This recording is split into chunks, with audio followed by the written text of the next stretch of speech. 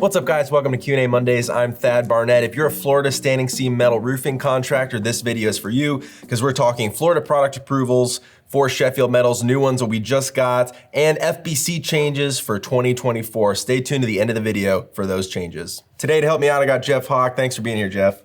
Absolutely. Happy to be here. So let's talk new Florida product approvals for Sheffield Metals. Tell me real quick, what's a Florida product approval and why do we need them? So Florida product approval basically says that your roof system's approved to be used in the state of Florida. Two designations, you got high velocity hurricane zone approvals, which are going to be used in those high velocity hurricane zone areas along the coast, things like that. Basically anywhere you're going to be needing higher wind pressures to meet those wind speeds.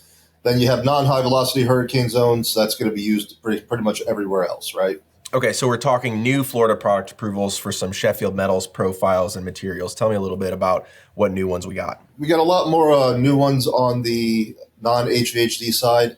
A couple big things we got now is that we have the 1-inch mechanical, the 1.5-inch mechanical, and the 2-inch mechanical all installed over plywood with a 90-degree seam approved for non-high velocity hurricane zones. And we also went out and we have all the wall panels that we have tested approved for non-high velocity hurricane zones as well. So wall panels is a big one. We didn't have those before, and now that's something we're able to offer. Another one that we got on the non-HVACD side is the 1.5-inch 450 snap lock. So we went out, we did some more residential profiles, more residential applications to be able to offer for our customers who are installing residential roofs in Florida. With Florida product approvals, does it matter what the actual assembly is with the profile that you're installing? All the details matter. All the ones that I just rattled off on the roofing side, as far as the roofing panels, we tested those specifically over plywood. Most homes, residential projects are over plywood, so they're not over B-deck or B-deck with ISO, things like that. We wanted to build up our residential offerings, so that's why we went with the plywood application. Just because you have a Florida product approval, does that mean you can install that profile anywhere under any circumstances? No, and that's a good point, Thad. Just because you have a Florida product approval, that just means that you met the testing requirements that Florida dictates, right? So you still have to make sure that the product and the approval that you're using can meet the design pressures or the wind speeds for the location of where that project is. So what kind of testing does Florida require to get a product approval in some of these different zones? The testing is the same depending on which product approval you want to go for, but a non-HVACD approval is pretty simple. It's an uplift test. It's a UL 580 1897 test if you're testing over solid decking. It's pretty simple.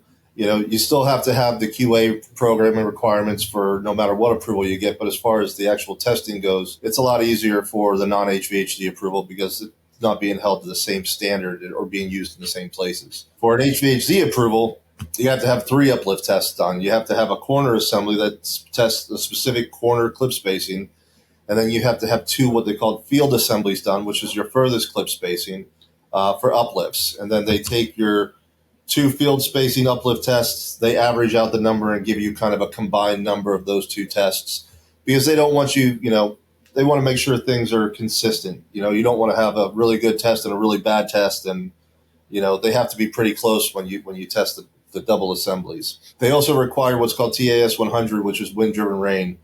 It simulates 8.8 inches of rainfall an hour of wind speeds up to 110 miles an hour, because if you're going to be in those high-velocity hurricane zones, you are probably going to encounter those driving rains.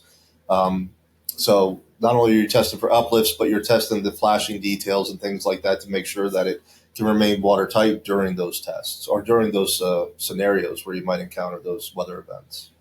So where can a contractor find the information for Sheffield's Florida product approvals? So we have all of our Florida product approvals listed on our website under each of our panel profiles, or you can go directly to the Florida Building Code website and look up Sheffield as a manufacturer, and you'll be able to see all the revisions and all the different offerings that we have available currently under the new Florida Building Code. Yeah, so let's talk about the new Florida Building Code for 2024 and how that kind of affects a standing seam metal roofing contractor. If you're in Florida, you've probably heard about all of these already, but we're going to kind of run down the list as well. All right, Jeff, so what changes for Florida Building Code have we seen in 2024? Yeah, so Florida Building Code updated to the 8th edition. Not a ton of changes that I saw from the metal roofing side, There was some information changing as far as underlayments go. They deleted some language, they added some language. So I'm going to speak just kind of high level on stuff, and definitely recommend, if you're doing work in these areas, if you haven't already, go check out the changes to the new code to make sure that you're staying in compliance with the updated terms and conditions and what's going to be required of you. One of the bigger changes involving installation of underlayment is now the guidelines are stating that 2 layers of underlayments must be installed for asphalt shingles, metal roof panel shingles, or mineral surfed roll roofing. That's a big one, and it's something you got to take into account, because if you're requiring 2 layers now, obviously that's going to affect your bid, and you're going to have that stuff in your quote to make sure you're doing it properly and you're not working for free. They also have some things in there when it comes to different nailing patterns of mechanically attached systems, things like that, as far as how much the nail penetration should pass through the sheathing. So again, little things that could cause you problems if you're not paying attention to them. So you want to make sure that you read the updates to the new code and that you understand them, and you're doing everything within compliance. One of the other bigger changes was the change to the 25% roof replacement rule. Again, I'm not going to get too crazy into it, but the rule used to state basically if your roof was damaged over 25%, you had to replace the whole thing. Well, they made some changes to that to allow more for repairs.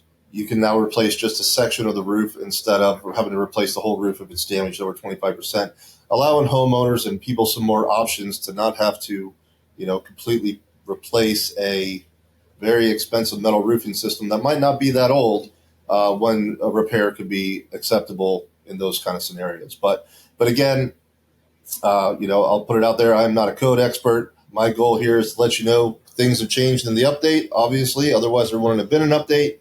Suggest you go out, you find out what changes are applicable to you, and you get up to date on them so you can make sure you're in compliance with the new changes in the code. All right, thanks, Jeff. Really appreciate the information. If you have any questions, comment down below. And if you're looking for more resources on the changes for 2024 of the FBC, we've got a couple of links in the description below for you to check out. Subscribe here to the Metal Roofing channel. As always, I'm Thad Barnett. We'll catch you next time.